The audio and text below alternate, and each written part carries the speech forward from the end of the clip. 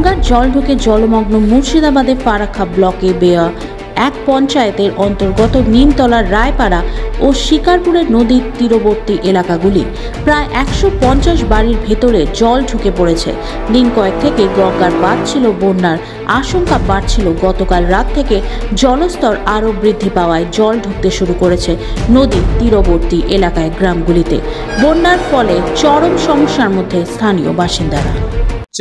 তখন এসে সব প্রধানমন্ত্রী এমপি এমএলএ সবাই আসছে, আর এখন তো জল এক সপ্তাহ জল হয়ে গেল, কেউ আসছে না। আমাদের যাওয়া কোনো ফারাক্কা যাওয়ার, হাট বাজার করার, আরও কোনো জায়গায় যাওয়ার, ডাক্তার যদি কোনো মেয়ে ছেলে ডেলিভারি হয়ে যায় ওকে কোথায় নিয়ে যাব, কি করে যাব, এই সব সমস্যা। আমাদের তিরপাল দিয়ে থাকা যাবে না, তিরপালের ব্যবস্থা, কোনো খাওয়া দাওয়ার ব্যবস্থা কিছু করতে হবে। বৃষ্টি পড়ছে, কোথায় যাবো?